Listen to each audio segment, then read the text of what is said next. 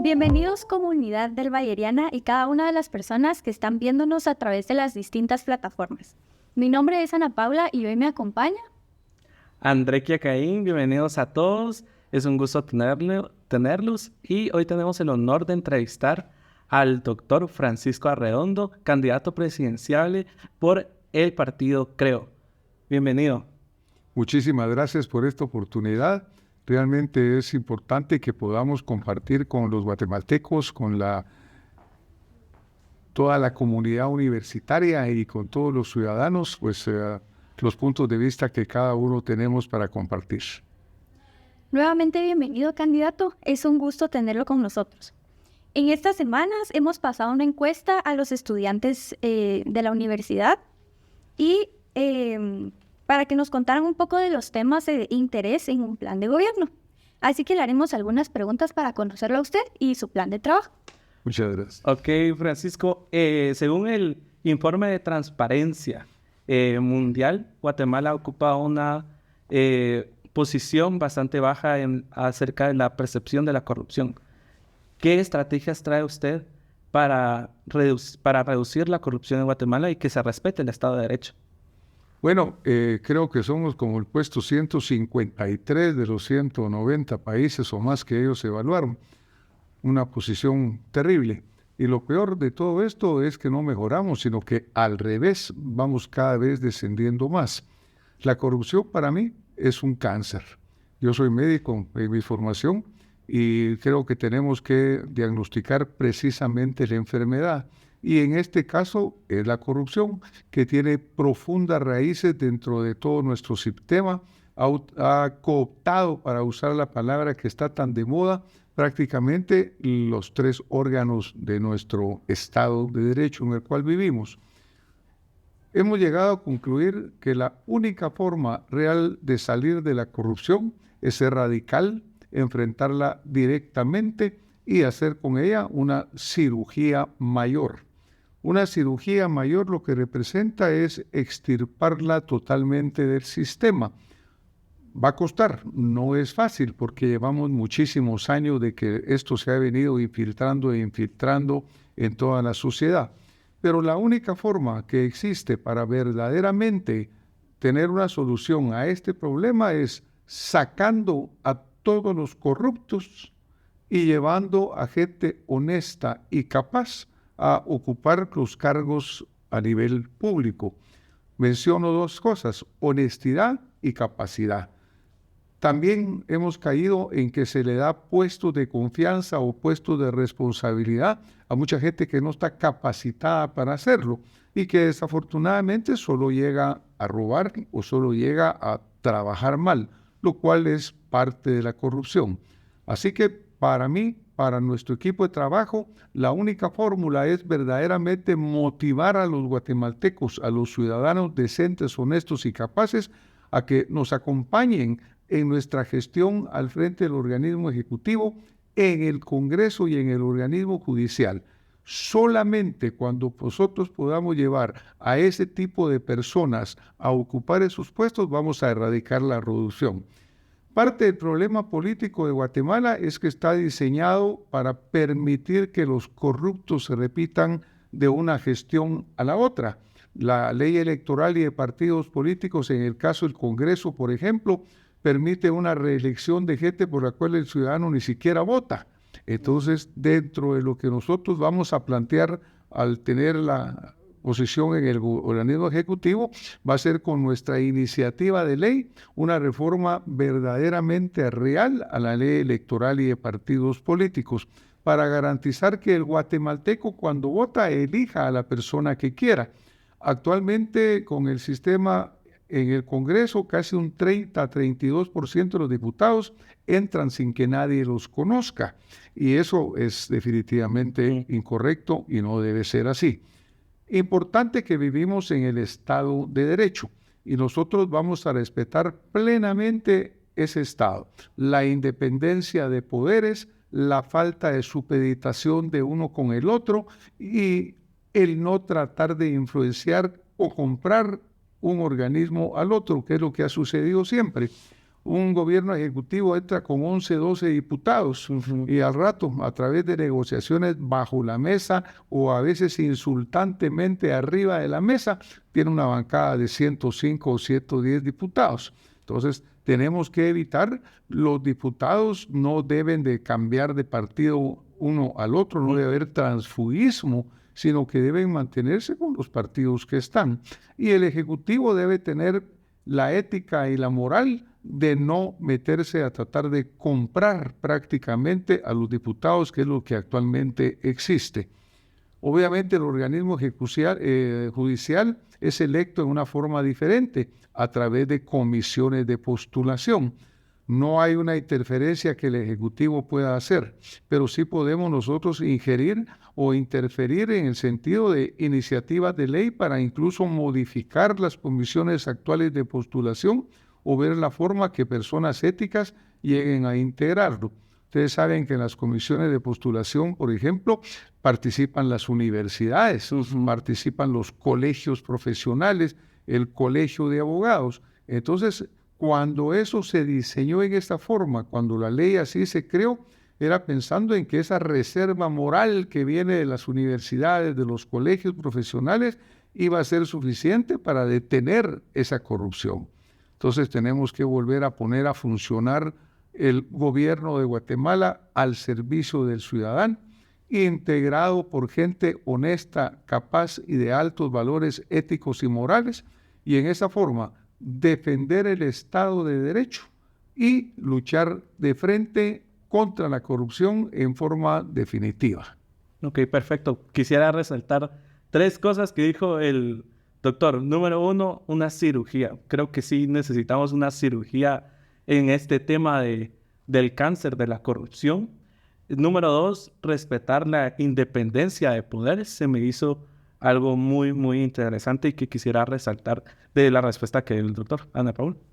Muchísimas gracias por su respuesta. Quisiéramos saber, también una de las preocupaciones de los estudiantes es el desempleo juvenil. De acuerdo con los datos del INE, la tasa de desempleo en Guatemala juvenil es alarmante. Y nosotros quisiéramos saber qué medidas específicas propone para fomentar la creación de empleo y mejorar las oportunidades laborales para las personas jóvenes del país. Muchas gracias, Ana Paula. Bueno, en realidad la situación del empleo en Guatemala está relacionada con la situación general que vive el país. Una situación de violencia, una situación de extorsiones, problemas en la educación, problemas en la salud, en la infraestructura. Dentro de nuestros planes de trabajo, los pilares fundamentales son educación, salud, es infraestructura social y de desarrollo y obviamente seguridad. ¿Cuál es la única forma de generar riqueza? Es a través de la inversión. Y la inversión ya sea de inversores del exterior o bien de los mismos guatemaltecos que queramos invertir y desarrollar en este país. Pero nos encontramos muchas veces con que no hay condiciones adecuadas para atraer inversión o permitirle al guatemalteco invertir en su país. ¿Qué tenemos que hacer? Pues trabajar fuertemente, recto, directo, de frente por la seguridad. Tenemos un plan integral de seguridad.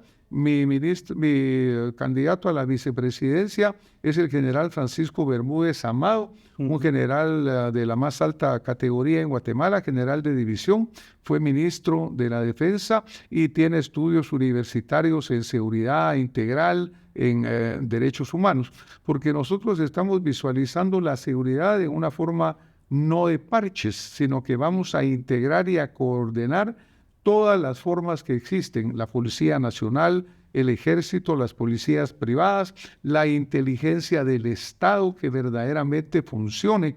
Vamos a integrar también la colaboración con organismo judicial, también con obviamente el Congreso de la República, para haber leyes que endurezcan verdaderamente las penas que se aplican a los que cometen los delitos. Es decir, una visión integral.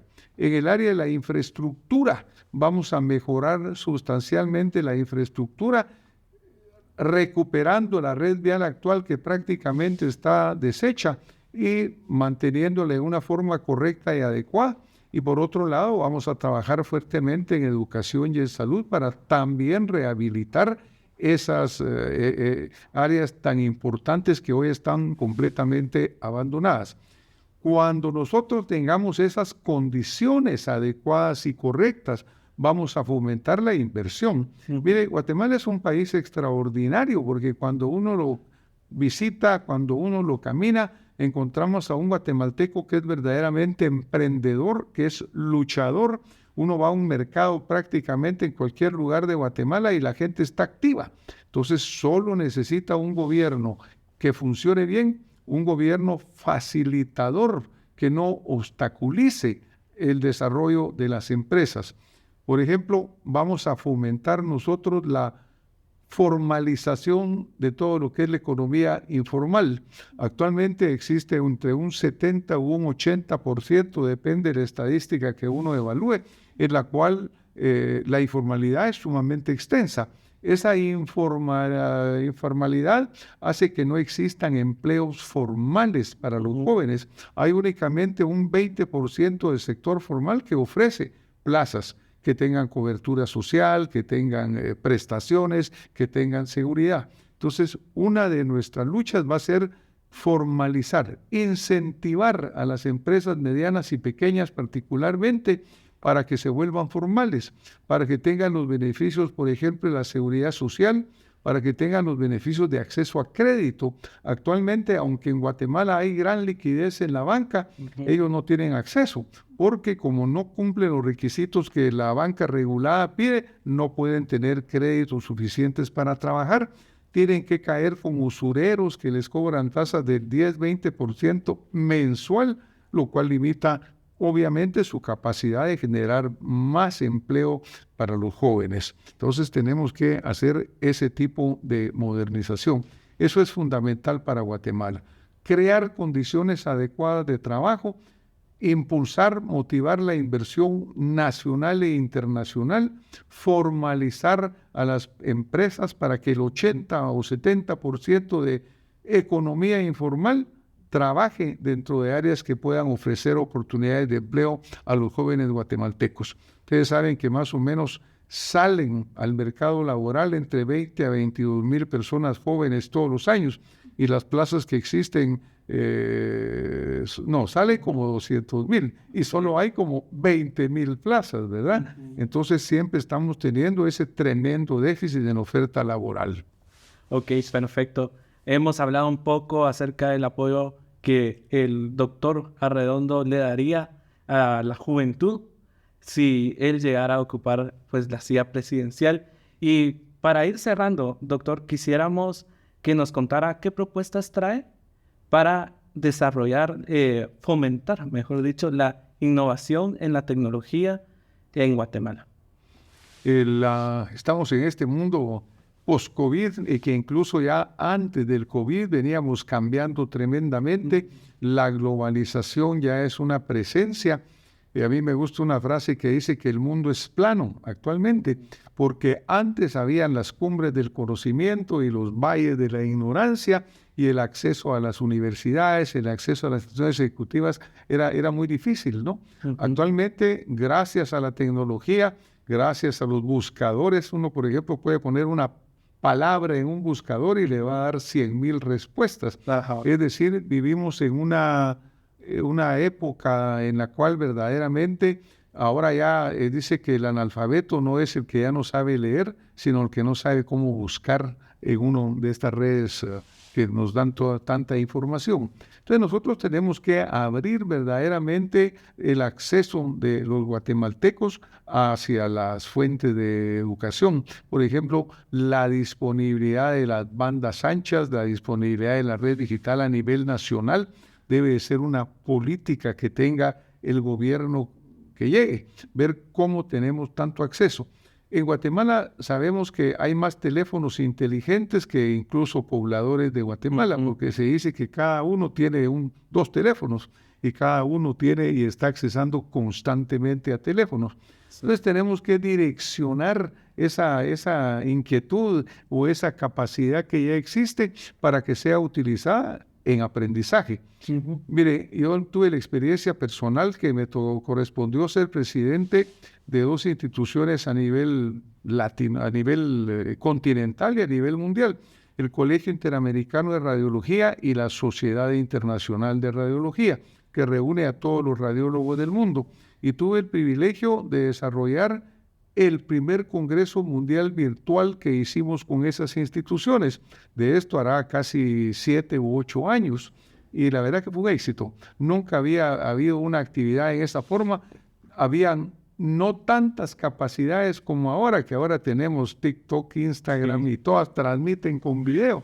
En aquella época transmitíamos de una forma menos abierta, y sin embargo fue un éxito. Entonces tuve una experiencia directa en que la educación la podemos trasladar en una forma mucho más amplia que antes. Me recuerdo que en ese primer congreso virtual que hicimos, teníamos profesores en Australia, en la China, en el África, en Europa, y todos interactuamos, y fue un éxito verdadero. Hoy la situación es mucho más fácil, y ahora prácticamente una enorme cantidad de actividades ya se realizan solo a través de la virtualidad. Entonces, lo que vamos a hacer nosotros es a promover verdaderamente eso, trabajar en conjunto con las instituciones educativas que ya lo están haciendo. Hoy estamos haciendo una entrevista en un centro que tiene como motivación la innovación y la tecnología. Entonces tenemos que verdaderamente que esto llegue a todas las capas de la sociedad de Guatemala. Desafortunadamente todavía en Guatemala tenemos rezagos importantes en la educación primaria. Entonces el reto es mucho más grande, porque así como tenemos instituciones de tanto prestigio como donde hoy estamos acá en la Universidad del Valle de Guatemala, también sabemos que la realidad del país es completamente diferente. Entonces nuestro esfuerzo va a ser llevar la innovación, la tecnología, la motivación para trabajar en esas líneas a lo largo y lo ancho de toda la educación de Guatemala, de toda la sociedad guatemalteca. Perfecto, muchísimas gracias, doctor. Pues agradecemos muchísimo su participación y que se haya tomado el momento de venir aquí con nosotros para ayudarnos a nosotros como comunidad a mantenernos informados. Bueno, pues a ustedes muchísimas gracias por esta oportunidad. A los jóvenes estudiantes que pues presentaron dentro de sus inquietudes, las preguntas que en este momento me están haciendo. Y yo mencionaba que tenemos que motivar a las personas, tenemos que motivar a nuestros jóvenes, pero también a nuestros adultos mayores, porque recuérdense ustedes que nosotros tenemos que ir en una sociedad en la cual el aprendizaje sea permanente y la formación sea permanente. El mundo ya cambió, así como hay muchos jóvenes, ahora hay muchas personas que ya son adultos mayores. Antes se hablaba del adulto mayor arriba de 60, pero ahora hay generaciones arriba de 80 que todavía están trabajando y se están involucrando. Así que tenemos que abrirlo a toda la sociedad como un reto y como una bendición que actualmente existe, el poder tener tanto acceso. A usted las gracias por esta entrevista tan motivante. Gracias, Francisco, y gracias a cada una de las personas que nos está viendo. Y recuerden, investiguemos, analicemos para que este 25 de junio hagamos un voto por Guate.